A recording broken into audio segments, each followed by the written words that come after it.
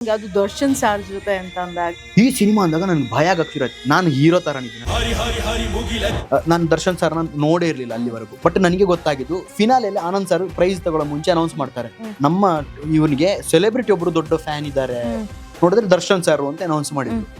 ಪ್ಯಾಕ್ಗೆ ದೊಡ್ಡ ಫ್ಯಾನ್ ಅವರು ಅಂತಂದಿದ್ರು. ಆಯ್ತಾ, ನಾನು ದೂರದಲ್ಲಿದ್ದೇನೆ, ಪ್ಯಾಕೋ ಬಾಯ್ಲಿ ಅಂತ ಅವರೇ ಕರೆದ್ರು. ಹತ್ರ ಕರೆದು ತಿಂಡಿ ಎಲ್ಲ ಮಾಡಿದ್ರೆ ಆಯ್ತಾ, ರೆಸ್ಟ್ ಮಾಡಿ, ಆರಾಮಾಗಿ ರೆಸ್ಟ್ ಮಾಡಿ, ಕರ್ದಾಗ ಮಾಡಿ. ನೋಡಿದ್ರೆ ನನಗೆ ಅವ್ರ ಜೊತೆ ಸೀನ್ ಕಾಂಬಿನೇಷನ್ ಇತ್ತು. ಅದರಲ್ಲಿ ಫಸ್ಟ್ ಡೈಲಾಗ್ ಇದ್ದಾಗ ನಾನು ರೆಸ್ಪೆಕ್ಟ್ ಕೊಟ್ಟು ಮಾತಾಡಿದೆ. ನೋಡಿ, ಈ ಏರಿಯಲ್ಲ ಸ್ವಲ್ಪ ಹುಷಾರಾಗಿರ್ಬೇಕು, ಏನಾದರೂ ನನಗೆ ಹೇಳಿ ಅಂತೇಳಿ ಹೇಳಿದೆ.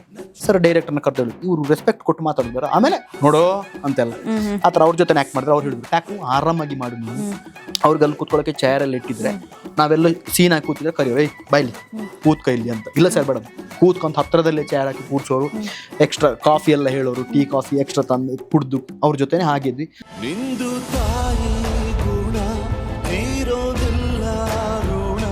ಮೂರನೇ ಸೀಸನ್ ಪರಿಚಯ ರಾಕೇಶ್ ಅವ್ರದ್ದು ನಿಮಗೆ? ಚಾಂಪಿಯನ್ಶಿಪ್ಗೆ ರಾಕೇಶ್ ಅನ್ನ ತಗೊಂಡಿದ್ದು, ಅವನು ನಯನ ಅವ್ರ ಟೀಮಲ್ಲಿ ಇದ್ದ.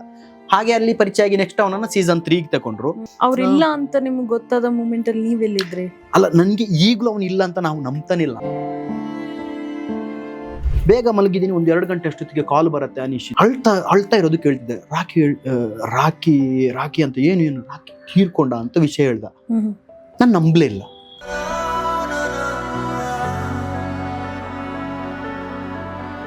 ನೋಡಿ, ದೇವರು ಖುಷಿನ ಕೊಟ್ಟ, ಗೊತ್ತಾಯ್ತಾ, ಒಳ್ಳೆ ಅವಕಾಶ ಕೊಟ್ಟು ಖುಷಿನ ನೋಡ್ಲಿಕ್ಕೆ ಬಿಡ್ಲಿಲ್ಲ.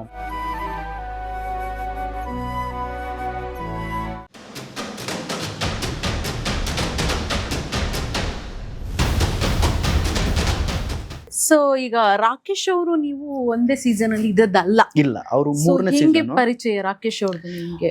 ರಾಕಿ ನನ್ಗೆ ಆಕ್ಚುಲಿ ಫಸ್ಟ್ ಸಿಕ್ಕಿದ್ದು ಎಲ್ಲಿ ಗೊತ್ತಾ, ನಮ್ ಬೆಳ್ತಂಗಡಿಯಲ್ಲಿ ಒಂದು ಮದ್ವೆ ಇತ್ತು, ನಮ್ಮೂರ್ ಕಡೆದು ಮದುವೆ ಇದ್ದಾಗ ರಾಕಿ ಅಲ್ಲಿ ಬಂದಿದೆ. ನನ್ಗೆ ಈಗ್ಲೂ ನೆನಪಿದೆ. ಒಂಥರ ಇದೇ ತರ ಬ್ಲೂ ಮದ್ವೆಗೆ ಹಾಕ್ತಾರೆ ಗೊತ್ತಾ, ಶರ್ಟ್, ಸ್ಕೈ ಬ್ಲೂ ಶರ್ಟ್, ಪಂಚೆ. ಆ ಮದ್ವೆಗೆ ಅವ್ರ ಕಡೆದು ಹುಡುಗಿ ಅನ್ಸುತ್ತೆ. ಫಸ್ಟ್ ಅವ್ರ ತಂಗಿ ಬಂದ್ರು, ಮಾತಾಡಿದ್ರು, ರಕ್ಷಿತಾ ಅಂತ ಅವ್ರ ತಂಗಿ. ನಾನು ನಿಮ್ ಕಾರ್ಯಕ್ರಮ ಎಲ್ಲ ನೋಡಿದೀನಿ ಅಂತ ಸೆಲ್ಫಿ ಅಂತ ತಗೊಂಡ್ರು. ರಾಕಿನ ಆಗ ಜೊತೆಗಿದ್ದ.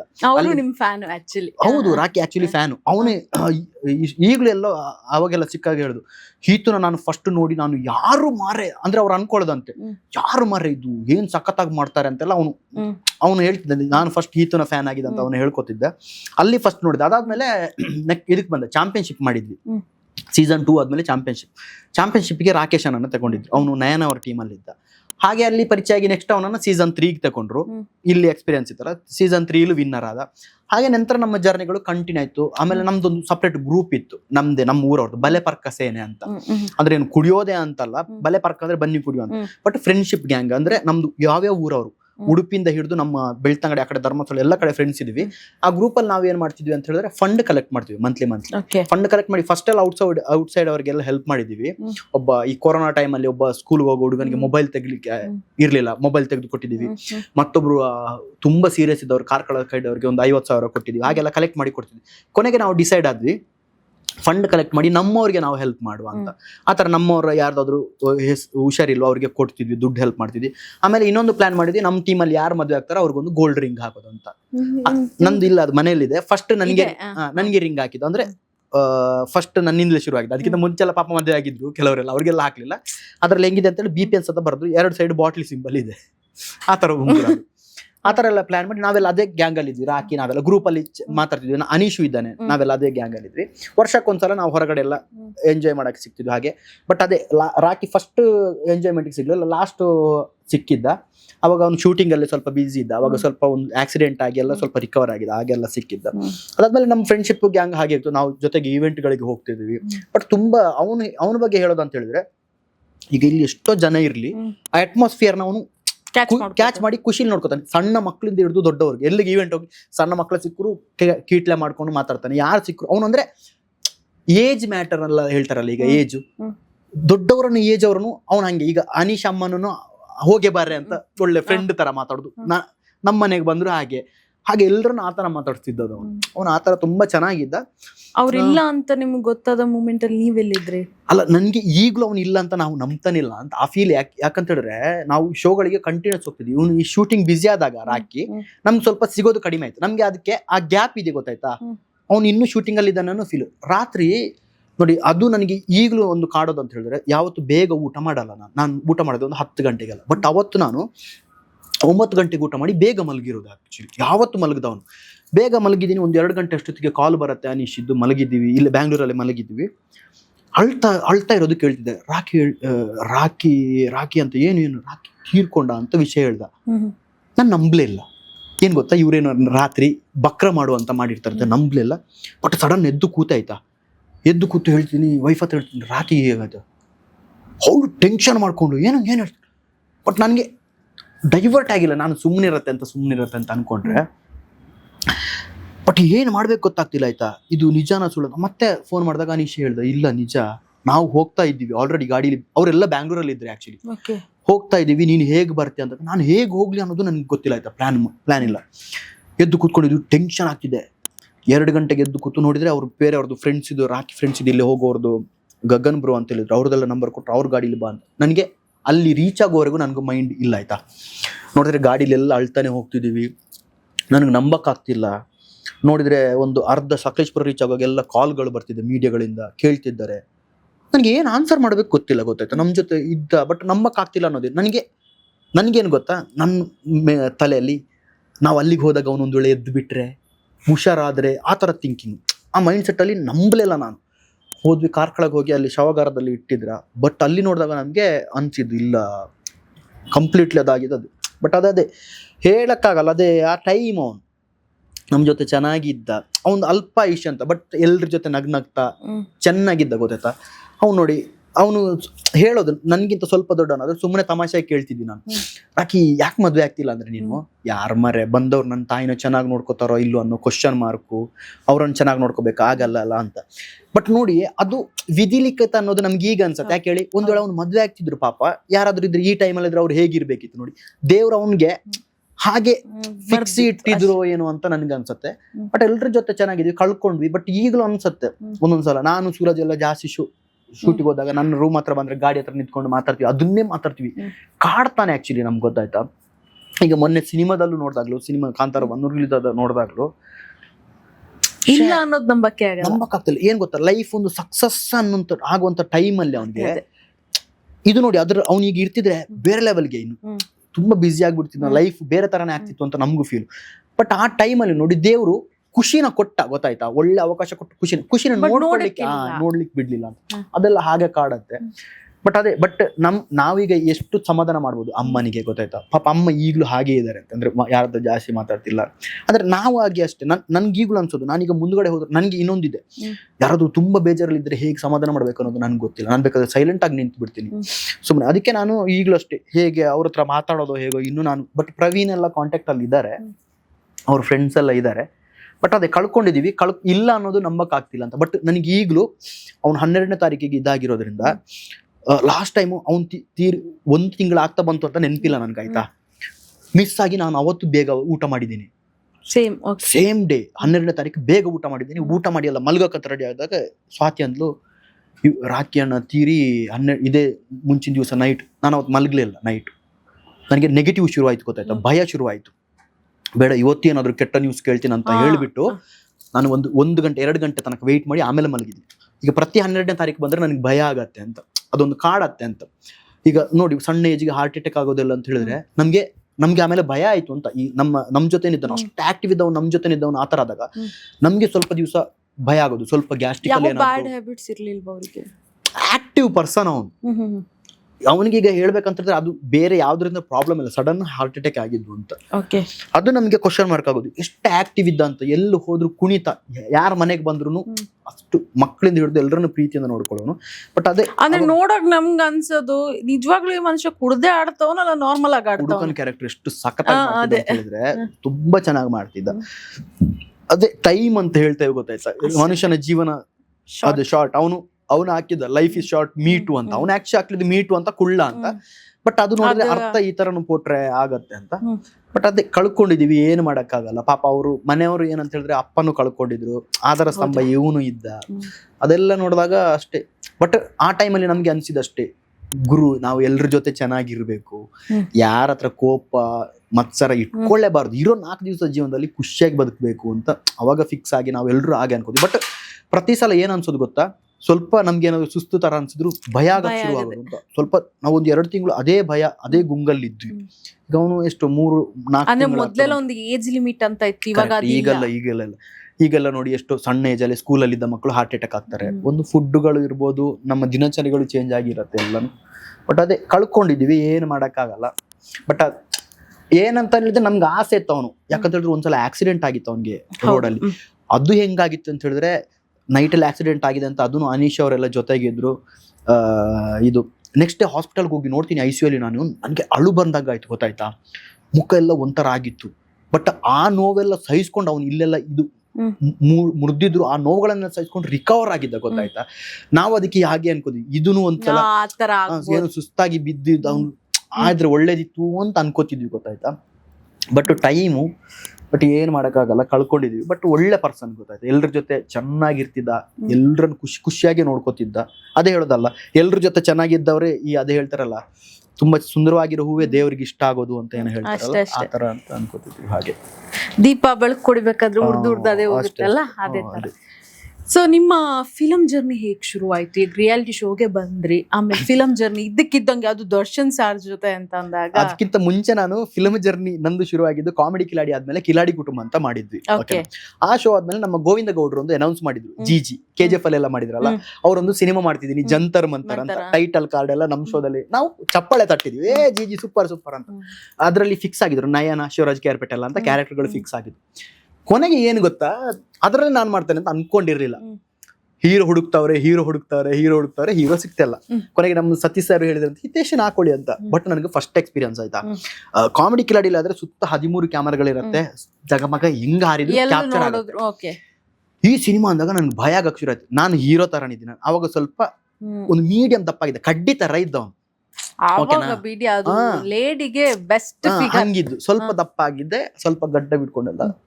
ನೋಡಿದ್ರೆ ಆಕ್ಟಿಂಗ್ ಬರೀ ಒಂದೇ ಕ್ಯಾಮರಾದ ಮುಂದೆ ಮಾಡ್ಬೇಕು, ಕ್ಲೋಸ್ ಅಪ್ ಅಂತೆ, ಫ್ರೇಮ್ ಚೇಂಜ್ ಮಾಡ್ತಾರೆ, ಲೆನ್ಸ್ ಚೇಂಜ್ ಮಾಡ್ತಾರೆ ಅಂತೆ, ಲುಕ್ ಇಲ್ಲಿ ಕೊಡ್ಬೇಕು. ಅದೆಲ್ಲ ಏನಾಯ್ತು ಗೊತ್ತಾ, ನನಗೆ ಸ್ಟಾರ್ಟಿಂಗ್ ಫಿಲ್ಮ್ ಎಕ್ಸ್ಪೀರಿಯನ್ಸು ಆ ಫಿಲ್ಮ್ ಅಲ್ಲಿ ತುಂಬಾ ಕಲಿತೆ. ಕಾಮಿಡಿ ಕಿಲಾಡಿ ಸ್ಟೇಜ್ ಅಲ್ಲಿ ಆದ್ರೆ ರಿಯಾಕ್ಷನ್ ಕೊಡೋದು, ಎಲ್ಲದಕ್ಕೂ ಕೊಡೋದು. ಸಿನಿಮಾಕ್ಕೆ ಹಂಗ್ ಕೊಡ್ಲೇಬಾರ್ದು ಅಂತ ರಿಯಾಕ್ಷನ್ಗಳು. ಅಂದ್ರೆ ಡಬ್ಬಿಂಗ್ ಅಲ್ಲಿ ನೀವು ಡೈಲಾಗ್ ಗಿಂತ ನನಗೆ ಪ್ರತಿದಿನ ಡಬ್ಬಿಂಗ್ ಹೋಗೋದು ನನ್ಗೆ ತಲೆನೋವು. ಸಿಗ್ ಹೋದ್ರೆ ತಲೆನೋವು ಡಬ್ಬಿಂಗ್ ಮಾಡ್ಬಿಡ್ಬೋದು, ಡಬ್ಬಿಂಗ್ ಅಲ್ಲ. ಬಟ್ ಅದ್ರಲ್ಲಿ ತುಂಬಾ ಕಲ್ತೆ ಅಂತ ಹೇಳಿದ್ರೆ, ಹೆಂಗೆಲ್ಲ ಯಾಮರ್ಸಿದ್ದಾರೆ ಅಂತ ಹೇಳಿದ್ರೆ, ಹೀರೋಯಿನ್ ಜೊತೆ ಒಂದು ಸೀನ್ ಇರತ್ತೆ, ಅವಳ ಹತ್ರ ಹೋಗಿ ಮಾತಾಡಿ ಅವಳನ್ನ ತಿರುಗಿದಾಗ ಹಗ್ ಮಾಡ್ಬೇಕು. ಕ್ಯಾಮರಾಮನ್ ಸರ್ ಅವರು ತುಳು ಬರತ್ತೆ, ಊರವರು ಸುರೇಶ್ ಬಾಬು ಸರ್ ಏನಂತ ಹೆಸರು, ಹಿತೇಶ್ ನಾವು ಕಟ್ ಹೇಳೋವರೆಗೂ ನೀವು ಕಣ್ಣು ಬಿಡಬಾರ್ದು ಅಂತ ಹೇಳಿದ್ದಾರೆ. ಇಲ್ಲಿ ಪಾಂಡವಪುರ ಆ ಕಡೆ ಕುಂತಿ ಬೆಟ್ಟದ ಹತ್ರ ಶೂಟಿಂಗ್ ಆಗ್ತಿದೆ ಅಲ್ಲದು. ಆಯ್ತು, ಹೀರೋಯಿನ್ ಹತ್ರ ಹೋಗಿ ಕ್ಲೋಸ್ ಹಾಗೇರಿ ಅಂತ. ಹೀರೋಯಿನ್ ಫೇಸ್ ಈ ಕಡೆ ಇದೆ, ಕ್ಯಾಮರಾ ಕಡೆ, ನಂದು ಓವರ್ಲ್ಯಾಪ್ ಅಲ್ಲಿ ಇದೆ. ಹಾಗೇರಿ ಅಂತ ಇದೆ. ಕಣ್ ಬಿಡಬೇಡಿ ನಿಂತ್ಕೊಂಡಿದೀವಿ ಹಿಂಗೆ. ವಾಯ್ಸೇ ಕೇಳ್ತಿಲ್ಲ. ಹೀರೋಯಿನ್ ಕಿವಿ ಹತ್ರ ಎಲ್ಲೋದ್ರು ಮಾತಾಡ್ತಿಲ್ಲ, ಏನ್ ಕತ್ತೆ ಕಟ್ಟೆ ಹೇಳಲ್ವಾ ಅಂತ. ಸ್ವಲ್ಪ ಹೊತ್ತು ಬಿಟ್ಟು ಹಿಂಗೆ ನೋಡ್ತೀವಿ, ಕ್ಯಾಮರಾ ಇಟ್ಕೊಂಡೆಲ್ಲ ಅವ್ರು ದೂರದಲ್ಲಿ ಹೋಗ್ತಾವ್ರೆ. ಅಂದ್ರೆ ಈ ತರ ಎಲ್ಲ ತುಂಬಾ ಆಟ ಆಡ್ಸಿದಾರಂತೆ. ಆಮೇಲೆ ಫ್ರೇಮ್ ಗಳ ಬಗ್ಗೆ, ಆಕ್ಟಿಂಗ್ ಬಗ್ಗೆ ಎಲ್ಲ ಕಲ್ತ್. ಈಗಲೂ ಅದರದೊಂದು 2 ಸಾಂಗ್ ಇದೆ ಯೂಟ್ಯೂಬ್ ಅಲ್ಲಿ. ನನ್ಗೆ ಅಯ್ಯಪ್ಪ ಅನ್ಸ್ಬಿಡುತ್ತೆ, ಅನ್ಸತ್ತೆ. ಅಂದ್ರೆ ಕಡ್ಡಿ ತರ ಇದ್ದೆ ಸಾಂಗ್ ಅಲ್ಲೇ ಹಿಂಗೆಲ್ಲ ಬರ್ತಿದೀನಿ, ಒಳ್ಳೆ ಕುಡ್ದು ಬಂದವ್ರಾಗೆಲ್ಲ ಇದೆ. 2 ಸಾಂಗ್, ಒಂದು ರೊಮ್ಯಾಂಟಿಕ್ ಸಾಂಗ್ ಇತ್ತು ನೀರಲ್ಲಿ, ಇನ್ನೊಂದು ಅದೇ ಹಳ್ಳಿ ಸಾಂಗ್. ಬಟ್ ಅದ್ರಲ್ಲಿ ಎಲ್ಲ ತುಂಬಾ ಹೆದರ್ಕೊಂಡು ಮಾಡಿದ್ದೆ. ಬಟ್ ಆಮೇಲೆ ಸಿನಿಮಾಗಳನ್ನ ಮಾಡ್ತಾ ಡ್ಯಾನ್ಸ್ ಶೋ ಮಾಡ್ಕೊಂಡು DKDನೂ ಮಾಡಿದ್ದೆ. ಡ್ಯಾನ್ಸೇ ಬರಲ್ಲ, ಊರಲ್ಲಿ ಮೆಹಂದಿಗೆ ಹುಚ್ಚಿರ ತರ ಕುಣಿತಿದ್ದವರು. ಅದ್ರಲ್ಲಿ ನನ್ನ ಪಾರ್ಟ್ನರ್ ಇದ್ದ 4 ಹಲ್ಲು ಹೋಗಿತ್ತು. ಈ ಜಿಜಿ ಅವ್ರ ವೈಫ್ ಇದಾರಲ್ಲ ಈಗ ದಿವ್ಯಾ, ಅದು ರೋಪಲ್ಲಿ ಹಿಂಗ್ ಬಂದಾಗ ನನ್ ಕಾಲು ಹೊಡೆದು ಅದೆಲ್ಲ ಹಲ್ಲೋಗಿ ಆ ತರ ಎಲ್ಲ ಆಗಿತ್ತು. ಆದ್ರೂ ಸೆಮಿಫೈನಲ್ ವರೆಗೆ ಡ್ಯಾನ್ಸ್ ಮಾಡಿದ್ದೆ. ಅದು ಬಿಟ್ರೆ ಆದ್ರೂ ಜೀ ಕನ್ನಡದ ಒಂದು ಪರ್ಮನೆಂಟ್ ಮೆಂಬರ್ ನೀವು. ಅಂದ್ರೆ ಕೆಲಸ ಕೊಟ್ರು ಅಂತ ನಮ್ಗೆ. ಈಗೆಲ್ಲ ಶೋಗಳು ಬರತ್ತೆ, ಗೊತ್ತಾಯ್ತಾ.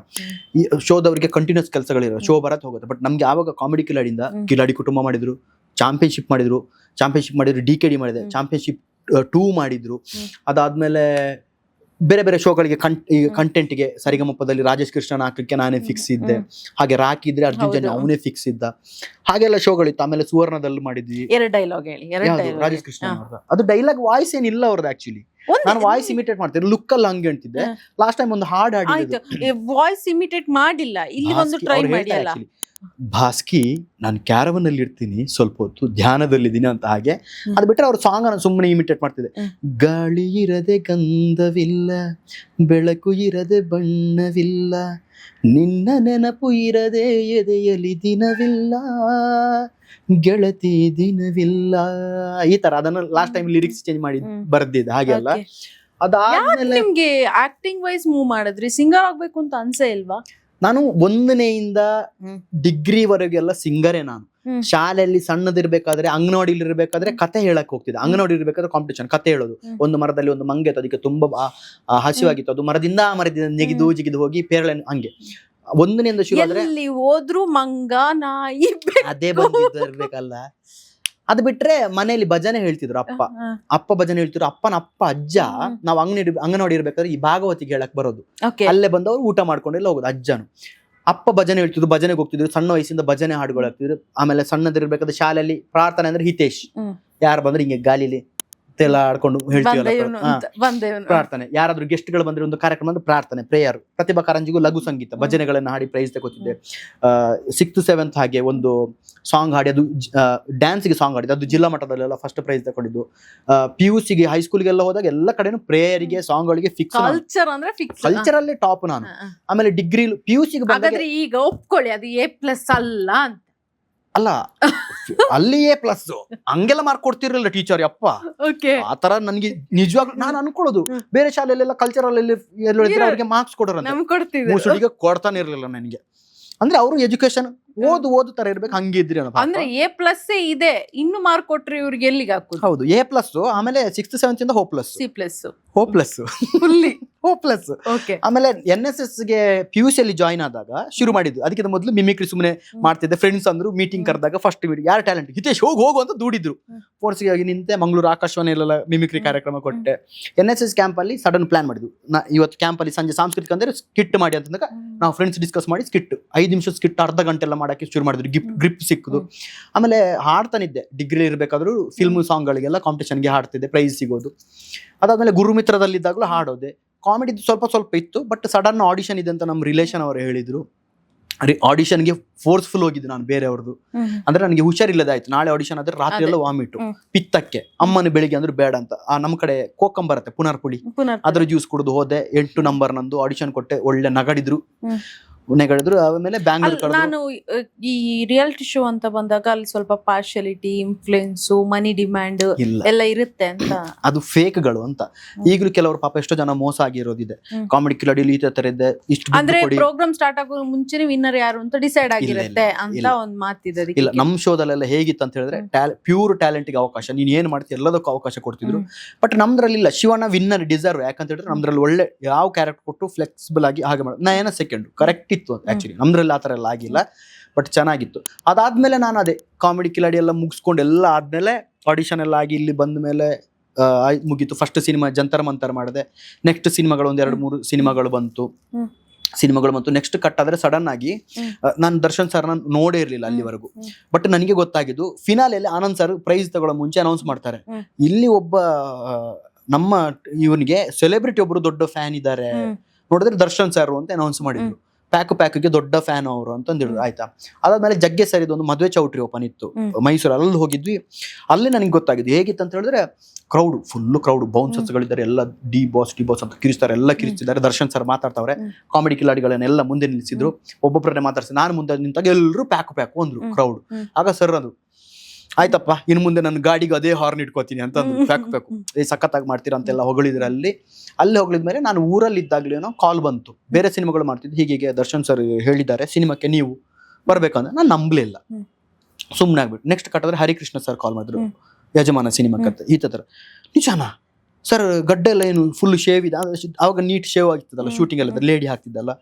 ಇಲ್ಲ ತೊಂದರೆ ಇಲ್ಲ, ನೀನ್ ಬಂದ್ಬಿಡು ಅಂತ ಹೇಳಿದ್ರು. ಹಾಗೆ ಫಸ್ಟ್ ಡೇ ಹೋಗಿ ಅಲ್ಲಿ ಮೋಹನ್ ಬಿಕೆರೆ ನೆಲಮಂಗಲದ ಹತ್ರ ಅಲ್ಲಿ ಕೂತಿದ್ದೆ. ತಿಂಡಿ ಎಲ್ಲ ಮಾಡು ಅಂತ ಹೇಳಿದ್ರು. ನನ್ಗೆ ಮೀಸ್ ಅಂಟಿಸಿದ್ರು, ಅಂದ್ರೆ ಡಬ್ಬವಾಲ ಕ್ಯಾರೆಕ್ಟರ್, ಬಾಂಬೆ ವಾಲ ತರ ಕೂತಿದ್ದು, ದೂರದಲ್ಲಿ ಕೂತಿದ್ದೆ. ಒಂದೇ ಸಲ ಸಡನ್ ಸೆಟ್ ಎಲ್ಲ ಸೈಲೆಂಟ್ ಆಗಿ ಎದ್ದು ನಿಂತರು ಎಲ್ಲರೂ. ನನಗೆ ಗೊತ್ತಿಲ್ಲ ಯಾರು ಬರ್ತಿದ್ದಾರೆ ಅಂತ. ನೋಡಿದ್ರೆ ದರ್ಶನ್ ಸರ್ ಬಂದ್ರು ರೆಡಿಯಾಗಿ. ಅವ್ರು ಬಂದ್ರೆ ಸೆಟ್ ಸೈಲೆಂಟ್ ಆಗತ್ತೆ, ಗೊತ್ತಾಯ್ತಾ. ನಾನು ದೂರದಲ್ಲಿದ್ದೇನೆ, ಪ್ಯಾಕೋ ಬಾಯ್ಲೆ ಅಂತ ಅವರೇ ಕರೆದ್ರು. ಹತ್ರ ಕರೆದು ತಿಂಡಿ ಎಲ್ಲ ಮಾಡಿದ್ರೆ, ಆಯ್ತಾ ರೆಸ್ಟ್ ಮಾಡಿ, ಆರಾಮಾಗಿ ರೆಸ್ಟ್ ಮಾಡಿ, ಕರ್ದಾಗ ಮಾಡಿ. ನೋಡಿದ್ರೆ ನನಗೆ ಅವ್ರ ಜೊತೆ ಸೀನ್ ಕಾಂಬಿನೇಷನ್ ಇತ್ತು. ಅದರಲ್ಲಿ ಫಸ್ಟ್ ಡೇ ಆಗಿದ್ದಾಗ ನಾನು ರೆಸ್ಪೆಕ್ಟ್ ಕೊಟ್ಟು ಮಾತಾಡಿದೆ, ನೋಡಿ ಈ ಏರಿಯಲ್ಲ ಸ್ವಲ್ಪ ಹುಷಾರಾಗಿರ್ಬೇಕು, ಏನಾದ್ರು ನನ್ಗೆ ಹೇಳಿ ಅಂತ ಹೇಳಿದೆ. ಸರ್ ಡೈರೆಕ್ಟರ್ನ ಕರ್ದು ಹೇಳಿದ್ರು, ಇವ್ರು ರೆಸ್ಪೆಕ್ಟ್ ಕೊಟ್ಟು ಮಾತಾಡೋದು ಬೇರೆ, ಆಮೇಲೆ ನೋಡೋ ಅಂತೆಲ್ಲ ಆತರ ಅವ್ರ ಜೊತೆ ಆಕ್ಟ್ ಮಾಡಿದ್ರೆ ಅವ್ರು ಹೇಳಿದ್ರು, ಟ್ಯಾಕು ಆರಾಮಾಗಿ ಮಾಡು, ನೀನು ಧೈರ್ಯದಲ್ಲಿ ಆಕ್ಟಿಂಗ್ ಮಾಡು, ಏನು ಟೆನ್ಷನ್ ಮಾಡ್ಕೋಬೇಡ ಅಂತ. ಅಲ್ಲಿಂದ ನಮ್ದು ಬಾಂಡಿಂಗ್ ಹಾಗೆ ಶುರು ಆಯ್ತು. ಅವ್ರು ಚೆನ್ನಾಗಿ ಆಮೇಲೆ ಸೆಟ್ಟಲ್ಲಿ ಏನ್ ಮಾಡ್ತಿದ್ರು ಹೇಳಿದ್ರೆ, ಅವ್ರಿಗೆ ಅಲ್ಲಿ ಕೂತ್ಕೊಳ್ಳೋಕೆ ಚೇರ್ ಅಲ್ಲಿ ಇಟ್ಟಿದ್ರೆ ನಾವೆಲ್ಲ ಸೀನ್ ಹಾಕಿ ಕೂತಿದ್ರೆ ಕರಿಯೋರು, ಏಯ್ ಬಾಯ್ಲಿ ಕೂತ್ಕ ಇಲ್ಲಿ ಅಂತ. ಇಲ್ಲ ಸರ್ ಬೇಡ, ಕೂತ್ಕೊಂತ ಹತ್ರದಲ್ಲೇ ಚೇರ್ ಹಾಕಿ ಕೂರ್ಸೋರು, ಎಕ್ಸ್ಟ್ರಾ ಕಾಫಿ ಎಲ್ಲ ಹೇಳೋರು, ಟೀ ಕಾಫಿ ಎಕ್ಸ್ಟ್ರಾ ತಂದು ಕುಡ್ದು ಅವ್ರ ಜೊತೆನೆ ಹಾಗಿದ್ವಿ. ಆಮೇಲೆ ನಾನು ಬಾಂಬೆಗೂ ಕರ್ಕೊಂಡು ಹೋಗಿದ್ದೆ. ಆಕ್ಚುಲಿ ನಾನು ಬಾಂಬೆಗೆಲ್ಲ ಫ್ಲೈಟ್, ನಂದು ಫಸ್ಟ್ ಫ್ಲೈಟ್ ಅದೇ ಯಜಮಾನ ಸಿನಿಮಾಕ್ಕೆ ಅಂತ ಬಾಂಬೆಗೆ ಹೋಗಿದ್ದು. ನಾನು ಅಲ್ಲಿ ಜಾಸ್ತಿ ಸೀನಲ್ಲೆಲ್ಲ, ಅಲ್ಲಿ ರಶ್ಮಿಕಾ ಮಂದನ ಹೀರೋಯಿನ್ ಅವರು, ತಾನ್ಯ ಹೋಪ್, ದರ್ಶನ್ ಸರ್ ಬಿಟ್ರೆ ನಾನು ಅಲ್ಲಿ ಡಬ್ಬವಾಲದ್ದು ಸ್ವಲ್ಪ ಗಾಡಿಲಿ ಹೋಗೋದೆಲ್ಲ ಸೀನ್ಗಳೆಲ್ಲ ಮಾಡಿದ್ರು. ಅಲ್ಲಿ ಚೆನ್ನಾಗಿತ್ತು, ಬೀಚಲ್ಲೆಲ್ಲ ಶೂಟ್ ಇತ್ತು ಅಲ್ಲೆಲ್ಲ. ನಾನೊಂದು 5 ದಿವಸ ಬಾಂಬೆನ ಚೆನ್ನಾಗಿ ಎಂಜಾಯ್ ಮಾಡಿ ಬಂದಿದ್ದೆ. ರಶ್ಮಿಕಾ ಮಂದನ್ ಅವ್ರ ಜೊತೆ ಇಷ್ಟ, ಅವರು ಚೆನ್ನಾಗಿ ಮಾತಾಡೋರು. ತಾನ್ಯ ಹೋಪ್ ಅಷ್ಟೇ, ಅವರು ಚೆನ್ನಾಗಿತ್ತು. ಆ ಸಿನಿಮಾದಲ್ಲಿ ಒಳ್ಳೆ ಆಫರ್ ಸಿಕ್ತು.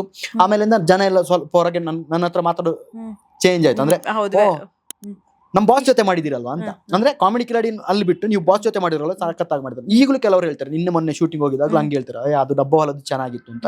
ಅದು ಬಿಟ್ಟು ನೆಕ್ಸ್ಟ್ ಮಾಡಿದ್ರೆ ಮತ್ತೆ ಕ್ರಾಂತಿಯಲ್ಲಿ ಮಾಡಿದೆ, ಅದೇ ಟೀಮ್ ಇತ್ತು, ಚೆನ್ನಾಗಿತ್ತು. ಅದಾದ್ಮೇಲೆ ಏಕಲವ್ಯ ಜೋಗಿ ಪ್ರೇಮ್ ಸರ್ ಜೊತೆ ಮಾಡಿದೆ, ಅದಕ್ಕೊಂದು ಆಫರ್ ಸಿಕ್ತು ನಮ್ಗೆ ಸಡನ್ ಆಗಿ. ಅದರಲ್ಲಿ 4 ಶೇಡ್ ಗೆಟಪ್ ಗಳನ್ನ ಮಾಡಿದ್ವಿ, ಒಂದು ಹೈಸ್ಕೂಲು, ಒಂದು ಕಾಲೇಜ್, ಮತ್ತೆ ಜಾಬ್ ಆಗಿ, ಮತ್ತೆ ಸ್ವಲ್ಪ ಏಜ್ ಆಗಿ ಅಂತ. ಹೇರ್ ಸ್ಟೈಲ್ ಎಲ್ಲ ಯಾವ್ಯಾವ ತರ ಮಾಡಿ ಗೆಟಪ್ ಗಳು ತುಂಬಾ ಚೆನ್ನಾಗಿತ್ತು. ಅವ್ರ ಜೊತೆ ವರ್ಕ್ ಅಷ್ಟೇ. ಪ್ರೇಮ್ ಸರ್ ಅಂದ್ರೆ ಡೈರೆಕ್ಷನ್ ಅಲ್ಲಿ ತುಂಬಾ ಸ್ಟ್ರಿಕ್ಟ್ ಅಂತೆ. ಮೊದ್ಲೆಲ್ಲ ಏನಂತ ಹೇಳಿದ್ರೆ, ಯಾವನಾದ್ರೂ ಬಂದು ಮಾನಿಟರ್ ಬಂದು ನಿಕ್ಕಿದ್ರು ನೀನೇ ಮಾಡುವಂತ ಎದ್ದು ಬಿಟ್ಟು ಹೋಗೋರಂತೆ. ಅವ್ರು ನಮ್ಗೆ ಮ್ಯಾನೇಜರ್ ಹೇಳಿದ್ರು, ನಿಮ್ಮ ಹತ್ರ ಕಂಡ್ರು ಇಷ್ಟು ಕ್ಲೋಸ್ ಆಗಿರೋದು ಅಂತ. ಎಷ್ಟು ಚೆನ್ನಾಗಿ ಹೇಳೋದು ಅಂತ ಹೇಳಿದ್ರೆ, ಸ್ಟಾರ್ಟಿಂಗ್ ಒಂದ್ಸಲ ನಾವು ಹೆದರ್ಕೊಂಡಿದ್ವಿ. ಒಂದು ಕತ್ಲೆ ರೂಮ್ಗೆ ನಾವು ಹೀರೋ, ನಾನು ಸೂರಜ್, ನಿಖಿಲು ಅಂತ ಅವ್ರು ರೀಲ್ಸ್ ಎಲ್ಲ ಮಾಡಿದ್ರು, ಮತ್ತೆ ಹೀರೋ. ಈ ಒಳಗಡೆ ರೂಮ್ ಹುಡ್ಕೊಂಡು ಹೋಗ್ಬೇಕು, ಒಳಗಡೆ ಲೈಟಿಂಗ್ಸ್ ಮಾಡಿಲ್ಲ. ಕ್ಯಾಮರಾಮನ್ 3 ಅವರೇ, ಮಹೇಂದ್ರ ಸಿಂಹ ಅಂತ, ಟಗರು ಸಿನಿಮಾಕ್ಕೆಲ್ಲ ಮಾಡಿದ್ರಲ್ವ ಅವರು. ಕ್ಯಾಮರಾ ಇಟ್ಟಿದ್ದಾರೆ, ಒಳಗಡೆ ಲೈಟ್ ಹಾಕೊಂಡು ಹೋಗ್ಬೇಕು. ಅದು ಹೆಂಗ್ ಲೈಟ್ ಹಾಕ್ಬೇಕಂದ್ರೆ, ಈಗ ಎಲ್ಲರೂ ಹೋಗ್ಬೇಕಾದ್ರೆ ನನ್ನ ಲೈಟ್ ನಿಮ್ ಮುಖಕ್ಕೆ ಬಿದ್ರೆ ನಿಮ್ ಮುಖ ಕ್ಯಾಮರಾದಲ್ಲಿ ಕಾಣ್ಬೇಕು, ಹಿಂಗೆ ಹಾಕ್ಬೇಕು. ಅದು ಇಂಟೆನ್ಷನ್ ಹಾಕ್ಬೋದು, ಮಿಸ್ ಆಗಿ ಹುಡುಕುವಾಗ. ನನಗೆ ಇನ್ನೊಬ್ಬ ಲೈಟ್ ಹಾಕಿದ್ರೆ ನನ್ನ ಮುಖ ಕಾಣ್ಬೇಕು ಅಂತ ಈ ಟೇಕ್ ಮಾಡ್ತಿದೀವಿ. ನೈಟ್ ಶೂಟ್ ಇಟ್ಟಿರೋದು, ಆ ಕಡೆ ಎಲ್ಲೋ ಹೆಬ್ಬಳ, ಆ ಕಡೆ ದೂರ ಹೋಗಿದೀವಿ. ಒಳಗೆ ಡೋರ್ ತೆಗೆದು ಹೋಗ್ತೀವಿ, ಕರೆಕ್ಟ್ ಬರ್ತಿಲ್ಲ. ಸರ್ ಹೇಳ್ತಾರೆ, ಎಲ್ಲಿಂದ ಕರ್ಕೊಂಡು ಬಂದಿದ್ರು ಇವ್ರು ಅಂತ ಟೆನ್ಷನ್ ಮಾಡ್ಕೋತಾರೆ. ಅದ್ರಲ್ಲಿ ನಮ್ಗೆ, ನಾನು ಸೂರಜ್ ಹಿಂದೆ ಹೋಗಾಕಿ, ನನ್ಗೆ ಮತ್ತೊಂದು ಹೆಲ್ಪ್ ಅಂತೇಳಿ, ಸೂರಜ್ ಇದ್ದಿದ್ದಕ್ಕೆ ನಮ್ಗೆ ಆ ಬಾಂಡಿಂಗ್ ಇರತ್ತೆ ಗೊತ್ತಾ. ಈ ನಿಖಿಲ್ ಅನ್ನೋನ್ ಏನ್ ಮಾಡ್ದೆ ಗೊತ್ತಾ, ಊರಿಗೆ ಹೀರೋ ಹಿಂದೆ ಬರಕ್ಕೆ ಹೀರೋ ಹೋದ ಲೈಟ್ ಹಾಕೊಂಡು, ಮೊಬೈಲ್ ಅಲ್ಲಿ ಟಾರ್ಚ್ ಹಾಕೊಂಡು ಹೋಗುದು. ಇವ್ನು ಹೋಗ್ತಾವನೆ ನಾವು ಹಿಂಗೆ ಮುಖಕ್ಕೆಲ್ಲ ಲೈಟ್, ಯಾರೋ ಇದ್ದಾರೆ, ಯಾರಾದ್ರೂ ಮುಖ ತೋರಿಸಿದ್ವಿ. ಬಂದ್ರು ಬಡ್ದು ಬಿಡ್ತೀನಿ, ನಮಗ್ ಇವ್ನು ಟಾರ್ಚ್ ಆನ್ ಮಾಡಿಲ್ಲ ಪಾಪ, ಹೆದರ್ಕೊಂಡು. ಅವಾಗ ನಾನು ಒಬ್ಬನೇ ಆಗಿದ್ರೆ ನಾನು ಹೆದರ್ಕೊಂಡು ಸಾಯ್ತಿದ್ದೆ. ಈ ಸೀನ್ ಕಟ್ ಆದ್ರೆ ನಾನು ಸೂರಜ್ ಹೊರಗೆ ಹೋಗಿ ಬಿದ್ದು ನಗೋದು, ಅವ್ನ ಮುಖ ಆಮೇಲೆ ಸೈಲೆಂಟ್ ಆಗೋದ, ಗೊತ್ತಾಯ್ತಾ. ಆತರ ಟೇಕ್ ಅಷ್ಟೇ ಮಾಡಿದೀವಿ, ಗೊತ್ತಾಯ್ತಾ. 25-30 ಟೇಕ್ ಮಾಡಿದೀವಿ ಅನ್ಸುತ್ತೆ. ಮಾಡಿ ಕೊನೆಗೆ ಒಂದೇನು ಓಕೆ ಬಂದು, ಸಾಕು ಬಿಟ್ರು ಅಂತ ಕಳ್ಸಿ ಬಿಟ್ರು. ಹಾಗೆ ಅವತ್ತು ಹೆದರ್ಕೊಂಡ್ರು. ಬಟ್ ಕಟ್ ಆದ್ರೆ ನೆಕ್ಸ್ಟ್ ಡೇ ಪ್ರೇಮ್ ಸರ್ ಇಲ್ಲೇ ನಾಯಂಡಹಳ್ಳಿ ಹತ್ರ ಶೂಟಿಂಗ್ ಇತ್ತು. ಬರ್ರೋ ಮಕ್ಕಳ್ರ, ಅವ್ರು ಹಂಗೆ ಮಕ್ಕಳು ತರ್ತಿದ್ರು, ಬರ್ರೋ ಏನ್ ಮಾಡ್ತಿರೋ ನೋಡು, ಸ್ಕ್ರಿಪ್ಟಿಂಗ್ ಇದೆ, ಏನ್ ಮಾಡ್ತೀರಾ ಮಾಡ್ರು ಅಂತ ಅವ್ರು ಕೂರಿಸಿ ಆರಾಮಾಗಿ ನಮ್ಗೆ ಟೈಮ್ ಕೊಡೋರು. ಹಿಂಗ್ ಮಾಡಿ ಮಾಡೋ ಸಖತ್ತಾಗಿ ಮಾಡಿದ ಕೊಂಡ್ರು ಅಂತ ಹಂಗ್ ಸಪೋರ್ಟ್ ಮಾಡೋರು. ಮತ್ತೆ ಶೂಟಿಂಗ್ ಸೆಟ್ ಅಲ್ಲ ಅಂತೂ ನಾನು ಸೂರಜ್ ನಮ್ಮ ಟೀಮ್ ಅನ್ನಿದ್ಯಲ್ವಾ, ಎಷ್ಟು ಚೆನ್ನಾಗಿ ನೋಡ್ಕೊಂಡಿದ್ರೆ. ಟೇಕ್ ಮಾಡೋಕೆ ಹೇಳಿದ್ರು, ಮಕ್ಕಳ್ರ ಏನ್ ಬೇಕೋ ಇವತ್ತು ಊಟಕ್ಕೆ ಅಂತ ನಾವು ಹೇಳಿ ತರ್ಸೋರು. ಸರ್ ಇವತ್ತು ಬಿರಿಯಾನಿ ಅಂತ. ಊಟಿಗೆ ಶೂಟಿಂಗ್ ಹೋಗಿದ್ವಿ, 1 ತಿಂಗಳಿದ್ವಿ. ಊಟಿ ನಾವು ಟ್ರಿಪ್ ಹೋದಾಗೆ. ಮಧ್ಯಾಹ್ನ ಅಲ್ಲಿ ಕುಪ್ಪಣ್ಣ ಅಂತ ಏನೊಂದು ಫೇಮಸ್ ಇದೆ, ಬೆಳಿಗ್ಗೆ ಕರ್ಕೊಂಡೋದ್ರೆ ಅಲ್ಲಿ ತಿಂಡಿ ಕೊಡಿಸ್ತಾರೆ. ಅಲ್ಲಿ ನಾನ್ ವೆಜ್ ಸಾಂಬಾರ್ಗಳಿಗೆ, ಬಿರಿಯಾನಿಗಳು. ಮಧ್ಯಾಹ್ನ ರಾತ್ರಿಗೆ ಏನ್ ಬೇಕು ಸರ್, ಬಿರಿಯಾನಿ, ಮಟನ್ ಬಿರಿಯಾನಿ ಎಲ್ಲ ತರ್ಸೋರು. ನಾನು ಚೆನ್ನಾಗಿ ಮಕ್ಕಳ ತರ ನೋಡ್ಕೊಂಡು ಬಿರಿಯಾನಿ ನಾವು ಆ ಕ್ಯಾರೆಕ್ಟರ್ ಅಲ್ಲಿ ಅದಕ್ಕೆ ಡುಮ್ಮಗ ಇರೋದು, ಅದಕ್ಕೆ ರೀಸನ್ ಚೆನ್ನಾಗಿ ತಿಂದಿದ್ವಿ. ಒಳ್ಳೆ ಹೋಟ್ಲು ಕೊಡೋರು ಉಳ್ಕೊಳಕ್ಕೆಲ್ಲ. ಚಳಿ ಎಲ್ಲ ಇತ್ತು, ಬಟ್ ಒಳ್ಳೆ ಟ್ರಿಪ್ ತರ. ಆತರ ಸಿನಿಮಾಗಳೆಲ್ಲ ಸಿಕ್ತು. ಕಿರಾತಕ 2 ಅಲ್ಲಿ ಮಾಡಿದೆ.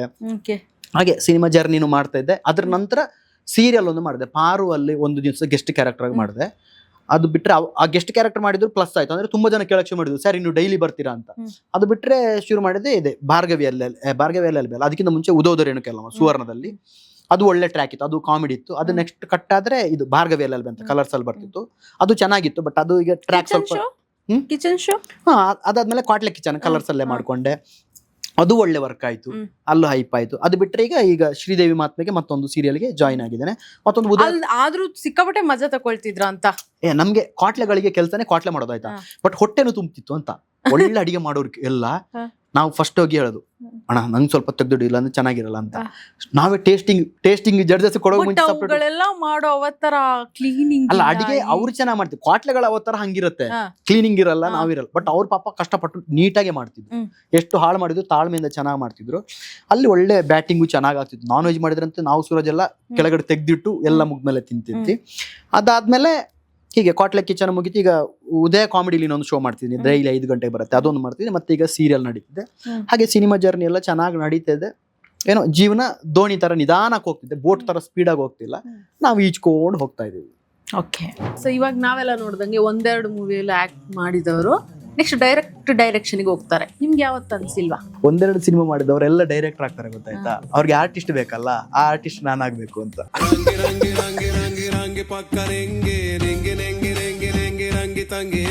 ಏನಂದ್ರೆ ರೀ ಸ್ವಲ್ಪ ಇಲ್ಲಿ ಬರ್ತೀರಾ? ಏನು ಹೇಳು? ಏನಿಲ್ಲ, ಮನೇಲಿ ಹಾಲ್ ಖಾಲಿ ಆಗಿದೆ, ತಕೊಂಬರ್ಲಾ? ಹಾಲ್ ಇಲ್ಲಂದ್ರೆ ಪರವಾಗಿಲ್ಲ, ಬ್ಲ್ಯಾಕ್ ಟೀನೇ ಮಾಡು ಅಂತ. ಯಾರು ನನ್ನ ರಂಗೋಲಿ ಹಾಳು ಮಾಡಿದ್ರು ಅವ್ರ ಕೈ ಬಿದ್ದೋಗ್ಲಿ ಅಂತ. ಆಗ ಅನಿಶ್ ನನ್ನ ರಂಗೋಲಿ ಯಾರು ಹಾಳು ಮಾಡಿದ್ರು ಅವ್ರ ಕಾಲು ಬಿದ್ದೋಗ್ಲಿ ಅಂತ.